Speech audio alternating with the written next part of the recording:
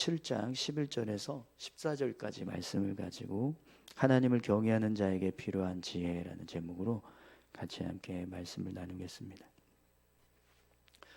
계속해서 지금 이 7장 전도서 7장의 말씀을 함께 살펴보고 있는데요. 이 7장의 말씀은 하나님을 경외하는 자가 어떻게 삶을 살아갈 때 그 모습이 이제 지혜롭게 삶을 살아가는 모습인가, 그걸 말씀해 주는 말씀이라고 했습니다. 그래서 지금 계속해서 이제 우리가 어떻게 삶을 살아가는 것이 지혜롭게 사는지 말씀을 통해서 살펴보고 있는데요. 오늘도 이제 이어지는 말씀을 통해서 우리가 어떤 모습으로 삶을 살 때 하나님 앞에서 믿음의 사람으로 지혜롭게 삶을 살 수 있는가, 같이 함께 본문을 좀 살펴보겠습니다. 우선 여러분 11절 말씀을 한번 보세요. 지혜는 유산같이 아름답고 햇빛을 보는 자에게 유익이 되도다. 아멘. 여러분, 전도자가요, 지혜가 유산같이 아름답다 이렇게 말씀합니다. 근데 여러분, 유산은 이제 죽음을 앞두고 있는 사람이 자녀들에게 이제 물려줄 어떤 그런 이제 재산이나 아니면은 이제 자녀들에게 물려줘야 할 것들, 이제 그런 것들을 의미하잖아요. 또 유산의 의미는 이제 그런 이제 개인적인 어떤 목적으로 물려주는 것뿐만 아니라 어떤 역사적인 가치가 있어서 대대로 어떤 이렇게 보존하고 지켜가야 하는 그런 이제 보물 혹은 어떤 역사적인 가치들, 이런 것들을 유산이라고 이렇게 이야기하기도 합니다. 그래서 이제 지혜가 유산같이 아름답다, 이 말씀은 이제 그만큼 이제 자녀들에게 물려줄 수 있을 만큼 가치 있는 것, 그리고 대대로 지키고 보존할 수 있을 만큼의 어떤 가치가 있는 것, 그런 이제 가치가 있는 것이다, 이런 말씀입니다. 그러면 여러분, 우리가 지금 전도자가 말씀하고 있는 이 지혜에 대해서 이 지혜가 도대체 어떤 지혜인가, 그걸 좀 생각해 보면 좋을 것 같습니다. 여러분, 우리가 우리 자녀들에게 물려줘야 할 그런 어떤 유산이 있는데 이제 지혜가 있는 거죠. 근데 그 지혜가 정말 대대로 이렇게 지켜지고 보존되어야 할 만큼 아주 그렇게 귀중한 어떤 지혜다라고 할 수 있는 게 뭐가 있을까요? 우리 하나님의 사람이 자녀들에게 물려줄 때 정말 가장 소중한 것이다라고 생각하면서 물려줘야 할 것, 그리고 이건 정말 역사적으로 아주 너무나 가치 있는 것이고 너무 소중한 것이기 때문에 대대로 지켜지고 보존되어야 할 만큼 가치가 있다, 이렇게 생각할 수 있을 만큼의 가장 귀중한 지혜가 있다면 그게 뭘까요? 하나님을 믿고 하나님을 경외하면서 삶을 살아가는 우리 신앙이 그런 유산과 같은 그런 가장 소중한 지혜가 될 줄 믿습니다.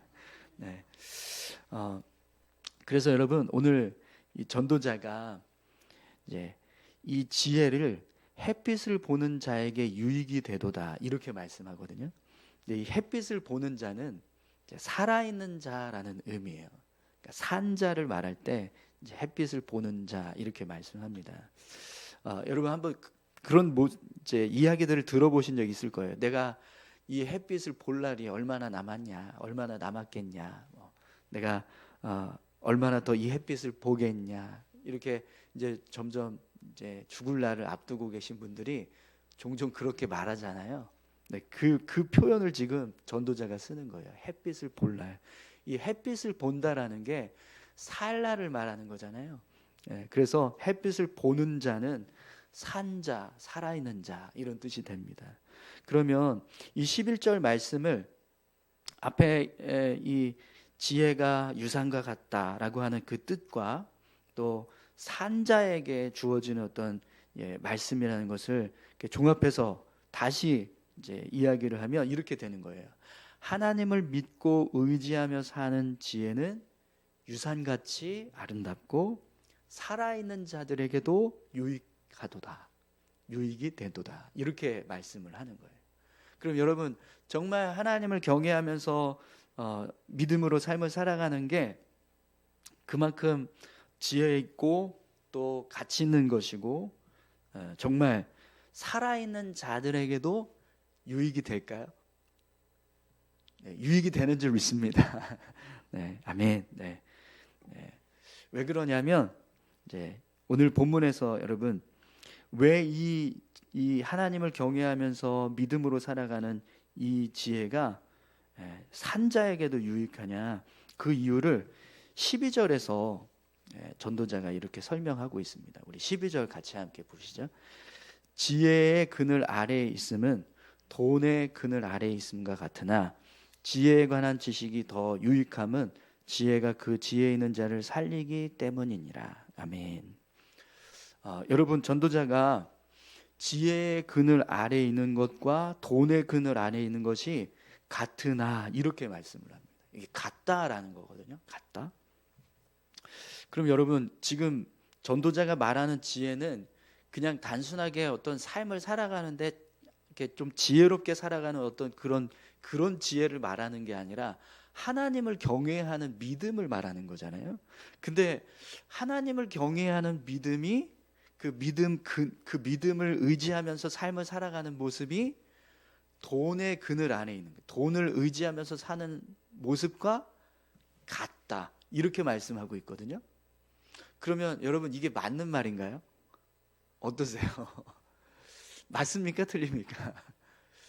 우리가 생각할 때는 틀린 말이죠. 그죠? 어떻게 하나님을 경외하면서 사는 이 믿음이 돈을 의지하면서 사는 것하고 같을 수가 있어요. 이건 비교도 안 될 만큼 더 중요하고 더 소중한 건데 전도자는 지금 그걸 같다 이렇게 표현을 하고 있단 말이죠. 그러면 왜 전도자가 이렇게 표현했을까? 그 이유가 있습니다. 지금 이 말씀이요, 그러니까 하나님을 경외하면서 사는 믿음이 돈을 의지하면서 사는 삶의 모습과 그냥 똑같은 가치다 이렇게 말씀하는 게 아니라 하나님을 경외하고 살아가는 그 믿음의 가치가 얼마나 중요한가, 얼마나 가치 있는가, 이걸 또 강조하기 위해서 이런 표현을 쓰는 거예요. 왜 그러냐면 여러분, 우리가 삶을 살아갈 때 이 땅에서 우리가 삶을 살아가면서 우리 삶을 풍요롭게 하고 넉넉하게 해줄 수 있는 도구가 뭐죠? 돈이에요. 그죠? 돈입니다. 돈이 많으면 많을수록 우리가 이 땅에서 살 때 풍요로워지고 넉넉한 삶을 살아가게 돼요. 그래서 이 땅에서 삶을 살아가는 사람들이 가장 중요하게 생각하고 가장 필요하게 여기는 것 중에 하나가 돈입니다. 그런데 전도자는요, 지혜의 그늘 아래에 있는 것이 돈의 그늘 안에 있는 것과 똑같다 이렇게 말씀하고 있어요. 그럼 결국 이게 무슨 말이죠? 지혜를 가지고 삶을 살아도 돈을 가지고 사는 사람 삶과 똑같다라는 거예요. 그러니까 돈이 있어도 우리 삶을 풍요롭게 하고 넉넉하게 할 수 있지만 지혜를 가지고 살아도 우리 삶을 풍요롭게 하고 넉넉하게 할 수 있다 이렇게 말씀하고 있다라는 거죠.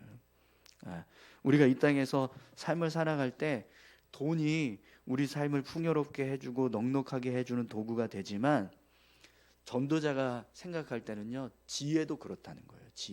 지혜도 우리 삶을 얼마든지 풍요롭게 하고 넉넉하게 할 수 있는 도구가 될 수 있다 이렇게 말씀을 하는 거죠. 여러분, 우리가 삶을 살아갈 때 하나님을 의지하면서 사는 것이 돈을 의지하면서 사는 것과 마찬가지로 우리 삶을 풍요롭게 할 수 있고 넉넉하게 할 수 있다는 것 여러분 믿으십니까?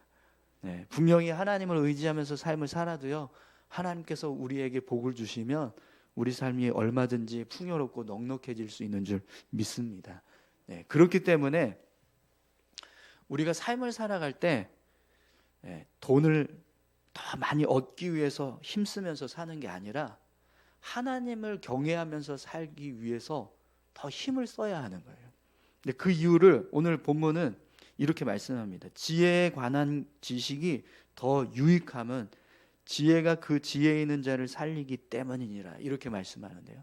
그러니까 이제 같다라고 했지만 사실은 뒤에 이어지는 말씀은 지혜가 더 낫다 이렇게 말씀합니다. 근데 지혜가 나은 이유가 뭐냐면 이 지혜는 지혜를 가지고 있는 사람을 살려준다는 거예요. 여러분, 우리가 돈만 붙잡고 삶을 살아가면 결국 어떻게 됩니까?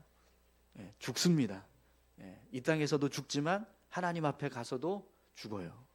사망에 이르는 하나님의 심판을 받게 됩니다. 하지만 우리가 이 땅에서 하나님을 경외하면서 믿음의 삶을 살아가면 결국 우리에게 생명이 주어집니다. 아멘이신가요? 네. 그렇기 때문에 돈은 우리를 살릴 수 없다. 그러나 하나님을 믿는 신앙은 우리를 살릴 수 있기 때문에 돈을 붙잡고 살아가는 것이 아니라 하나님을 경외하면서 살아가는 것이 우리에게 더 유익하다. 이렇게 전도자가 말씀하는 거죠. 여러분, 이 12절 말씀을 한번 다시 생각해 보십시오.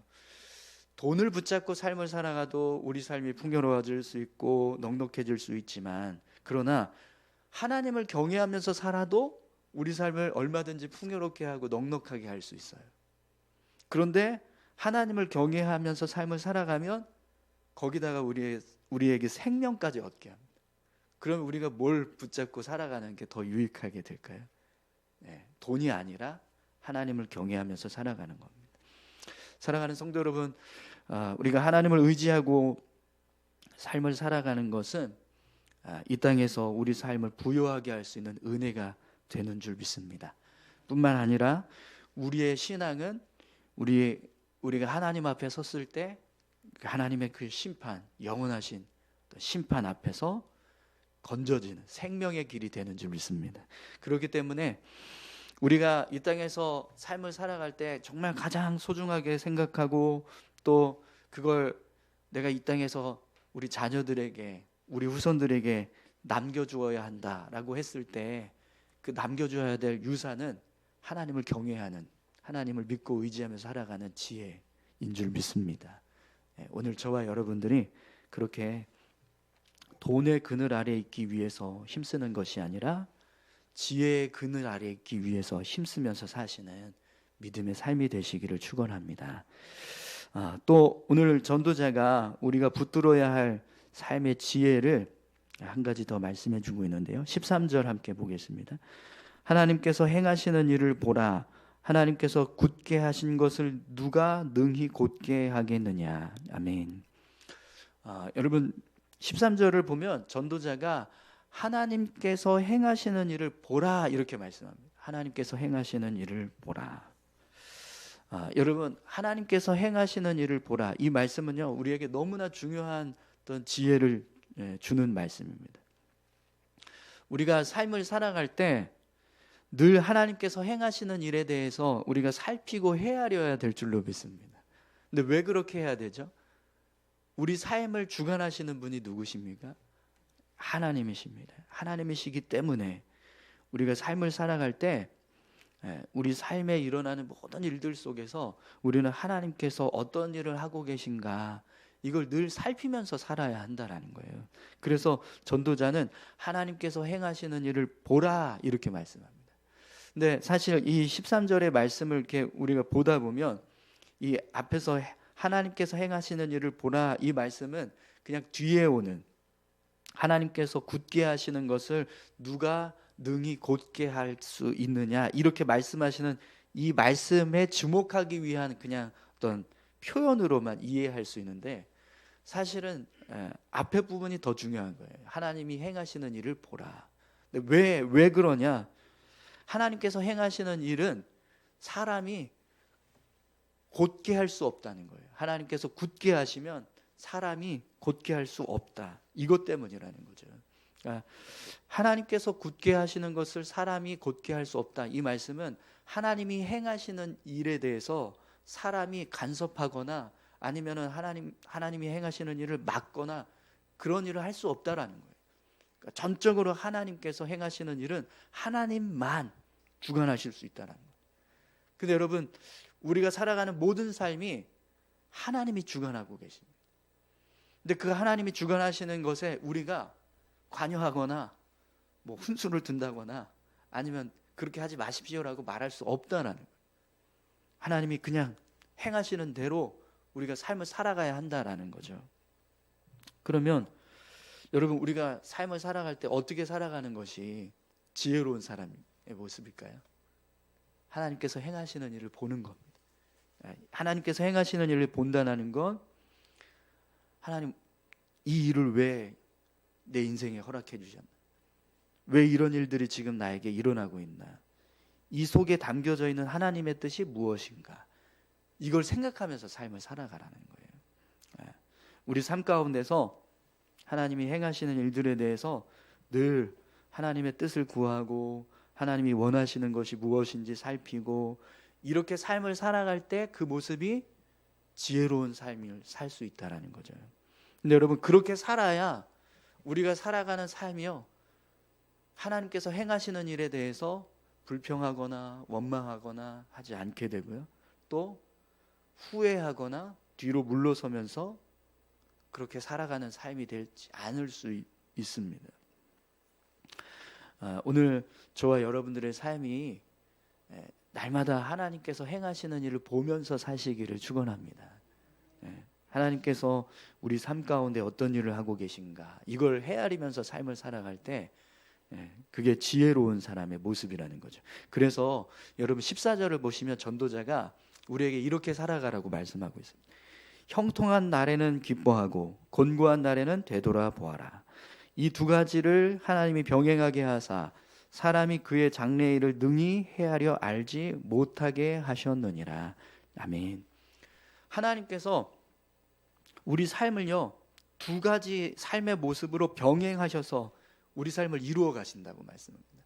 형통한 날이 올 때도 있고 곤고한 날이 올 때도 있고, 이렇게 우리 삶 가운데 이런 일을 통해서 우리 삶을 주관하신다는 거예요. 그래서 전도자는 형통한 날에는 기뻐하고 곤고한 날에는 되돌아보라 라고 말씀합니다.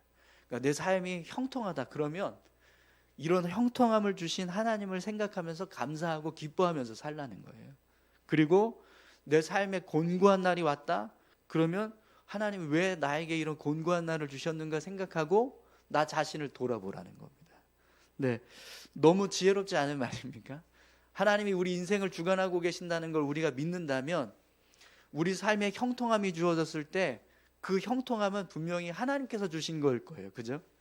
그러면 왜 하나님께서 나에게 이런 형통함을 주셨는가 생각하고 하나님을 향해서 감사를 고백하면서 살아야 합니다. 또 곤고한 날이 왔을 때는 왜 하나님께서 나에게 이런 곤고한 날을 주셨는가 생각을 하고 나 자신을 돌아봐야 한다는 거죠. 여러분, 오늘 본문에서 이제 전도자가 아주 중요한 이야기를 하나 하는데, 사람이 그의 장래일을 능히 헤아려 알지 못하게 하셨느니라, 이렇게 말씀하거든요. 우리는 우리의 미래에 대해서 전혀 알 수 없다라는 거예요. 근데 여러분 어떠세요? 정말 여러분의 미래에 대해서 여러분 전혀 모르십니까? 네, 모르신다고 말씀하셔야 됩니다. 안다고 하면 안 돼요. 네. 뭐 한두 시간 정도는 예측할 수 있죠. 근데 하루 전체의 삶을 두고 보면 우리가 어떻게 우리 미래를 알 수 있겠습니까? 그러니까 우리는요, 전혀 우리 미래에 대해서 무능력합니다. 그럼 여러분, 우리가 삶을 살아갈 때 어떻게 삶을 살아야 잘 살 수 있을까요? 내가 막 내 인생의 주인이 되어야 해. 나는 내 힘으로 살 거야. 이러면 안 된다는 겁니다. 우리 삶을 주관하고 계시는 하나님을 바라보고 하나님께서 행하시는 일들을 보면서 살아야 된다는 거죠. 오늘 전도자가 우리에게 어떻게 하면 삶을 살아가는데 지혜롭게 살 수 있는가, 하나님께서 행하시는 일을 보라, 우리에게 이렇게 말씀합니다. 오늘 저와 여러분들이 삶을 살아가실 때 늘 하나님께서 행하시는 일을 보면서 사실 수 있기를 축원합니다. 우리 같이 함께 기도하실까요? 전도자는 우리를 향해서 오늘 두 가지를 말씀해 줍니다. 이 땅에서 우리가 삶을 살아갈 때 정말 가치 있고 소중한 것, 그것이 하나님을 경외하면서 믿음으로 살아가는 신앙이다. 그렇기 때문에 그 신앙을 잘 지키고 붙들면서 삶을 살아가야 한다. 이렇게 말씀해 주고 있습니다. 또 우리 삶 가운데 우리 삶을 주관하고 계시는 그 하나님을 바라보면서 하나님이 행하시는 일들을 헤아리면서 삶을 살아가라고 우리에게 말씀해 주고 있습니다. 우리 이 두 가지 지혜의 말씀을 붙잡고 우리가 삶을 살아갈 수 있게 해달라고. 그래서 하나님 보시기에 지혜로운 자로 삶을 살아갈 수 있게 해달라고 다 같이 함께 기도하시겠습니다. 하나님 아버지 감사합니다.